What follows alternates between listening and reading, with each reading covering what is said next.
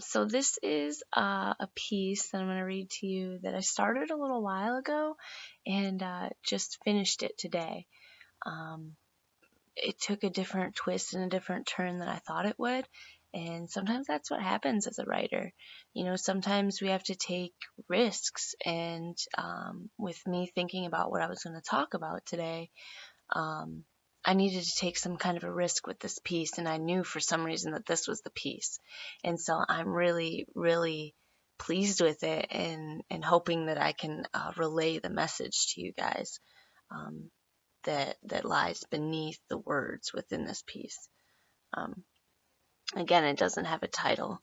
I don't know what it is. I just seem to not title any of my pieces. Walking, one foot in front of the other, head down, facing the ground, not in shame but in wonder. So many cracks in the pavement, looking like stained glass. So many cracks in my heart, how long will this pain last? Memories running through my mind so fast. Take me back to the past, reliving to rehash, wishing I could recast, wishing they could see past the mask. I wear it now 'cause your words, they did lash and left a gash. I gave you my heart, but I'm taking it back. And as I allow time to pass, I thought I was sewing my heart together, but it turns out it's just a patch. I thought we were the perfect match. And as for my heart now, you want it back? It's a little too late for that. Not even as a friend. No, superficial is where it ends. You obviously don't know what my love meant. And yes, I get it. You're trying to do something different. But when it comes to emotional distance, I continue to practice adherence. I'm a firm believer in forgiveness when I'm the one who needs to be forgiven. But when it comes to your admission and addition, the gifts that were given, I refuse to give in. There's a deeper turmoil within, a battle within my self-made prison. Like upon return, I'm bound to submission to all your happy ever after wishes. All your kindness has left me suspicious. Like, is this authentic or just fictitious? I question your motives because your way is different than mine is. Well, what's this act of entitlement? Assuming my rightness and acting self-righteous? Our love is the same regardless what we pay with. So, yeah, I did it. I didn't know if I was going to be able to do that. I kept fumbling over the words when I was practicing it. So it's just kind of this idea underneath it that our love is all the same, and sometimes people portray their love differently.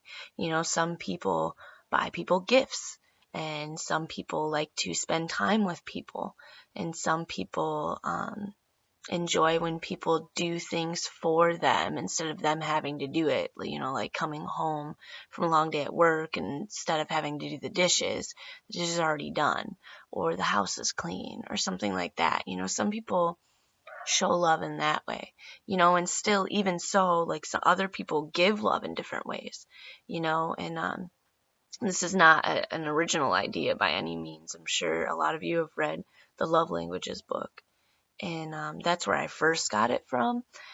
So I got to give a little bit of credit to that, a little shout out. If you're interested in this type of a topic, please go read it. It's very informative, very helpful.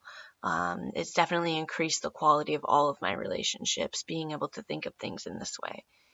For example, I have some people in my life who like to buy gifts, and that's the way they like to show love. Now, I'm not a person who likes to buy gifts for people.